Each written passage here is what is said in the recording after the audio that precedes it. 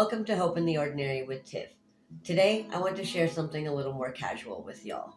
I've been working on this story for about a year and I'm about halfway through the writing process. It's still growing and evolving, but it's reached a point where I'm ready to start sharing it out loud. This story started with me writing down the strange and unexpected things that happened while playing The Sims 4, especially the not so berry challenge by little Simsy. And somewhere along the way, it has taken on a world of its own. Today, I'm finally sharing the prologue to my not so berry legacy titled Roots of Rebellion, Araminta's Story. It's about curiosity, restraint, and what happens when staying feels more dangerous than leaving.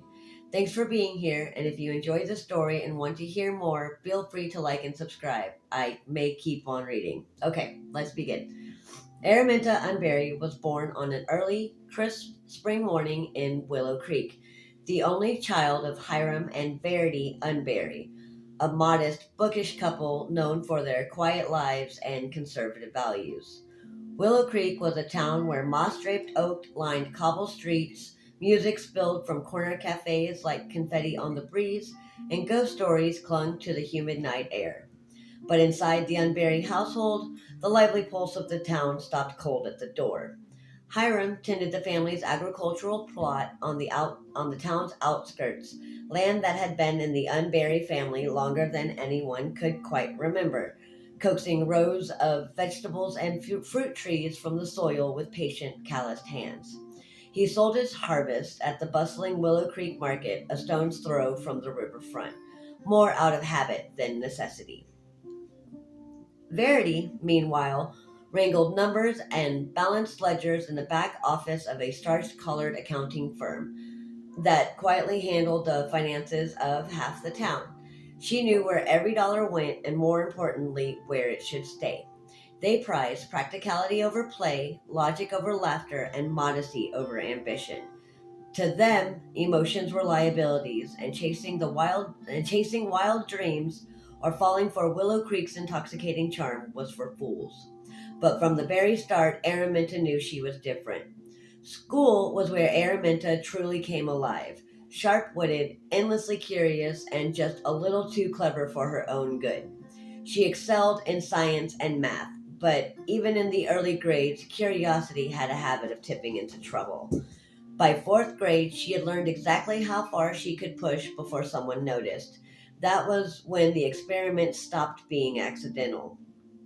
She loved testing limits, sticking googly eyes on every object in the classroom, swapping the label of microscope slides, and filling bathroom soap dispensers with contraband soap until bubbles crawled over the porcelain and spilled onto the floor like some rogue science experiment gone feral. It was a mixture of laundry detergent for volume, dishwashing liquid for stubborn staying power, and mint bubble bath for flair. It was an eye watering, nose tingling concoction she christened sensational. The thrill of bending rules sent a sharp electric buzz through her veins, a secret pulse beneath the quiet, orderly world her parents worked so hard to construct. Teachers both admired and dreaded her, never quite sure whether she would hand in a flawless lab report or rig the classroom skeleton to drop from the ceiling. Every day at school was a new chance to poke holes in the expected and see what strange, wonderful things might seep through. At the start of the summer, between 5th and 6th grade, Verity brought Araminta along to one of her book club luncheons. While the women swapped recipes and reading lists, Verity struck up a conversation with a woman named Mila. Before Araminta could slip away unnoticed, she was introduced to Mila's son, Gunther Munch, an awkward, bookish boy with thick glasses, curly brown hair, and a perpetuously nervous smile. The kind of quiet, sensible child her parents hoped might calm her down. Instead, Araminta pulled him into her world, into her chaos. Gunther was the cautious counterpart to Araminta's reckless spirit. He never wanted to dive headfirst into her pranks, but stayed loyally by her side, anxiously glancing over his shoulder as her lookout, his heart pounding as much from worry as from excitement. When Araminta rigged the chemistry lab to fill with harmless mint-colored smoke, it was Gunther who watched the hallways for teachers, his lips pressed into a worried line, whispering the reminder of whispering a reminder of the risks even as he helped pull it off. Their friendship became a quiet rebellion against her parents' attempts to restrict her independence. Together, they dreamed up harmless bits of chaos, swapping their grumpy English teacher's grading pen for a prank pen that buzzed just long enough to cause a scene, or sneaking stink capsules into the faculty lounge on test days. They paid for it with detention and being grounded, but secretly they were proud. Although their friendship started quickly, it took her a while to open up to him about personal matters. Gunther, thankfully, was the kind of friend who listened. He let her rant about her parents' hovering expectations and their distrust of her independence. When it was his turn, he spoke quietly about his brothers, his parents' strained marriage, his father's lingering PTSD from the military. He talked about growing up in Strangerville, the constant tension, the way the adults whispered, a place shaped by secrecy and military order, where fear lingered long after the uniforms came off, and something always felt wrong, even when no one said it out loud. But nothing stayed simple forever, and life is not kind to rebels. Just before high school began, Gunther's father passed away suddenly. When his family moved unexpectedly from Willow Creek to be closer to relatives, the streets they had roamed and the secrets they had shared all faded into memory. When Gunther left, it felt like a piece of her went missing too, and in its place grew a certainty. Attachments were dangerous, love made you weak, people always leave. At the recommendation of a school counselor, she picked up a second-hand mint green acoustic guitar. It was supposed to help her process the feelings she refused to talk about. Her parents hated it. They said it was loud, impulsive, and pointless. They wished she had chosen piano or violin, something safe, something they understood. But every chord she learned felt like a small, stubborn piece of herself she could claim and refuse to give back. Her parents, wrapped in their own fears, tried to tether her to their careful, quiet world, warning her against reckless dreams, as if those dreams were sparks threatening to burn everything down. They reminded her that a good life was a quiet one, but Araminta had never wanted good. She wanted more. She drifted through high school in a haze of good grades and half-hearted pranks, none of them quite the same without Gunther by her side, nervously glancing over his shoulder and trying to talk her out of her wilder ideas. The closest she came to friendship was Cassidy Byrne, a sharp tongued theater kid with a talent for improv and a habit for swapping the school's intercom mic to announce fake holidays or start impromptu sing alongs. They were not close, not really, but Cassidy's unpredictable energy splashed a little color over Araminta's long, gray days. On her 16th birthday, her parents had planned a surprise trip to the car lot, a shiny, safe milestone they thought would mark her growing up. Araminta had smiled at their excitement, touched by the effort, even if it was not what she wanted. She could already picture the sensible silver compact SUV waiting for her in the corner of the lot, and the thought made her chest tighten. After a quiet moment, she shook her head, a flicker of defiance in her eyes. Actually, could we stop by the bike shop down the road instead? She asked, hopefully. They exchanged a look. Verdi's polite frown, Hiram's puzzled blink, but agreed. At the shop, she assessed a touring bike, sleek and steady, she thought. A hybrid bike, quick and nimble, according to one online review. And a gravel bike, rugged and wild, as the bike shop employee had explained. But it was the mint green touring bike that captured her heart. Heavier, steadier, built for distance rather than speed. It demanded patience and strength, and she liked that. With the purchase of the bike and a matching mint green helmet, she rode it home from the shop, the wind in her hair, tasting the first real breath of freedom, even as her parents followed behind her, hazards flashing like a pair of blinking chaperones. Time marched on, carrying with it a mix of dull classes, hushed laughter, and little moments of mischief that felt smaller with each passing year. The wild, reckless stunts of childhood gave way to subtler rebellions. And though she still carried that spark of that rule bending kid, it flickered more quietly now.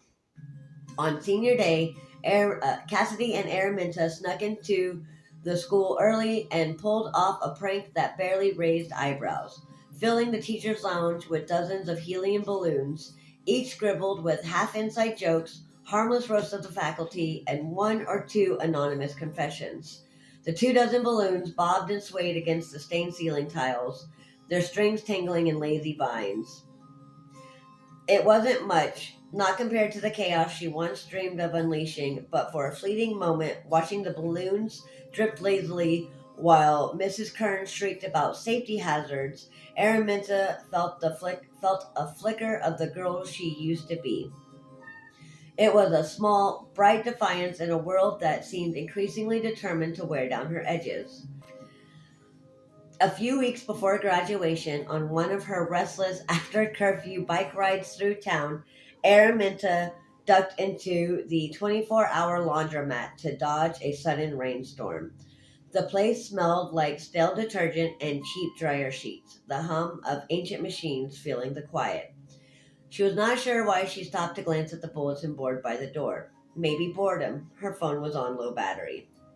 There, pinned between a missing cat flyer and a coupon for half price water heaters, was a faded, curling flyer that changed everything. Affordable rentals, private owner, simple lease, Oasis Springs. Call JC. The ink was smudged, the paper sun bleached at the edges, but that name settled deep in her thoughts, stubborn and insistent, hard to shake. Later that night, back home, tucked under the covers with her phone plugged into the charger on her wall, she typed the name into the search bar. Oasis Springs. A dot on the map in a stretch of country known more for its winding back roads and sun-baked ridges than anything else. The kind of place where ancient oak trees twisted over weathered fences and clear, spring-fed creeks carved through granite bluffs and dry grasslands. A town where the sky swallowed you whole at night and porch lights outnumbered streetlights.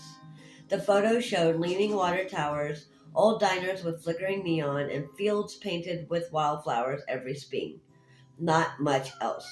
Which, if she were honest, sounded perfect.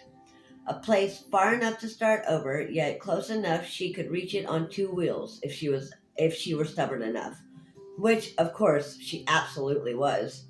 The next afternoon, sitting on the curb outside the Quick Mart, where she had stopped for some water on another lazy bike ride around town, Araminta balanced her scuffed Galaxy on her knee and dialed the number. The screen was cracked in the corner, spidering out from a fall she had never bothered to fix, but it still worked well enough. The landlord, a raspy voiced woman named Joan, barely asked her name, did not care about references, and told her if she could get there by June 1st, the place was hers for first and last month's rent, plus a $50 deposit. It ain't much, kid, Joan had warned, her voice like gravel and old cigarette smoke. But if you want to get away, it's a spot to start over. Araminta watched a car with a peeling bumper sticker crawl past. The air heavy with the scent of wet earth, blooming jasmine, and the faint tang of river water carried on a slow, sticky breeze. Somewhere nearby, a cicada started up, too early in the season. She felt something loosen in her chest. That was exactly what she wanted, a place to breathe and to see if the world could feel different somewhere else. Graduation itself was a bland affair. A big party thrown mostly for her parents' friends, complete with flavorless sheet cake, recycled congratulation toast, and small talk about college acceptances and job offers that didn't interest her. The unburied backyard had been scrubbed clean for the occasion. Folding tables sagging under bowls of potato salad, finger sandwiches, desserts, and pitchers of sweet tea. Beyond the fence, the faint strains of a brass band drifted from a distant block party. Willow Creek never passed up an excuse for music. Araminta loitered near the edge of it all. It was there, half listening to the hum of neighborly chatter, that she caught a familiar name. Such a shame about that Munch boy, murmured Mrs. Calloway to the town librarian, lowering her voice as she addressed a small knot of women clustering around her. Gunther? One of them asked, fanning herself in the warmth of the afternoon. Yes, him, Miss Calloway said, nodding solemnly. Always so polite. Bright, too, she sighed. She sighed, turning slightly to include another listener. It's heartbreaking to hear he hardly leaves the house now. Poor boy, he was never the same after his daddy passed. Araminta's stomach tightened. They say that little one, Lucas, was it? Mrs. Calloway continued, glancing between the women. He is the only ray of sunshine left in that house. Sweet kid, another voice chimed in. Joined that League of Adventurers club, you know. Always trying to cheer his mother up. And bless her, Miss Calloway added, clicking her tongue softly, working those long shifts at the bistro in Windenburg just to keep things afloat. She paused and she leaned in, her tone sharpening. But Wolfgang? The woman collectively leaned in closer. That one's gone gloomy as a rainstorm, Miss Calloway said with a disapproving tisk. Fallen in with that terrible Renegades Club. A bunch of hooligans, those teenagers are, running around breaking things and causing trouble wherever they go. The women tootated in agreement, heads shaking, but their words lodged like a splinter in Araminta's chest. She had not spoken to Gunther since the day he had left, and hearing his name now, hearing about the weight of grief that had swallowed him whole and the cracks it had left in his family, made her pulse thud heavy in her ears. She set her untouched cookie down on a paper plate and drifted toward the back fence, the murmurs of gossip fading behind her. The sun hung low in the sky, painting the clouds in streaks of orange and violet. Somewhere a sprinkler sputtered to life. Araminta sat under a tree next to her father's herb garden and pulled a mint leaf loose and rubbed it between her fingers, breathing in the sharp scent, wondering for the first time, maybe some people left because the world gave them no other choice. After the last guests finally said their goodbyes and the yard fell quiet again, her parents called her into the kitchen. They pressed a modest envelope of money into her hands, proud and hopeful, already outlining a sensible next step. Applications, apartments close to home, something safe. Araminta took a deep breath, and then she told them everything. About the cottage in Oasis Springs, about Joan, about the bike route she had already mapped. She showed them screenshots, notes, and backup plans. She told them she wasn't waiting for fall or next year or permission that would never come. She was leaving. Soon. The silence stretched thin. At last Verity nodded slowly. Hiram sighed, rubbing a hand over his jaw like he was rearranging a future he had already built in his head. It wasn't a life that they had imagined for her, but after a long, quiet moment, they gave their blessing on one condition. Regular calls, regular texts, proof she was safe. Araminta agreed without hesitation. Later that night, long after the house had gone still, sleep refused to come. Her mind buzzed with plans and possibilities, every thought tumbling over the next. She lay on her bed, staring at the ceiling, phone warm in her hand, until curiosity nudged her towards something she hadn't meant to look up. Windenburg. A few taps told her what she hadn't expected to learn so easily. It sat less than 60 miles from Oasis Springs. Close enough to matter. Close enough to hope without daring to name it. Her pulse quickened in the dark as she thought, maybe some people left because staying hurt more. And maybe, if she was lucky, leaving didn't mean losing everything. She left Willow Creek behind before the ink had dried on her diploma, trading its weathered porches and well-worn rituals for the sun-baked sidewalks and strange promises of Oasis Springs. She didn't know exactly what she was chasing yet, only that she wanted more. Adventure, a life big enough to get lost in, friends who felt like family, and one day, not because anybody expected it, but because she wanted it, a kid or two who would inherit her drive and knack for harmless trouble. Not for a picture-perfect family portrait, because she liked the idea of building something messy, brilliant, and entirely her own. Of course, legacies rarely unfold the way we intend. The only thing she knew for sure was this. She would not settle for a quiet, ordinary life built by somebody else. And so begins the tale of Araminta Unburied.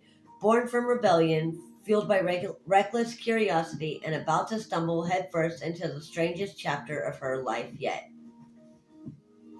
So that was the prologue to Roots of Rebellion, Araminta's story. This channel is called Hope in the Ordinary with Tiff.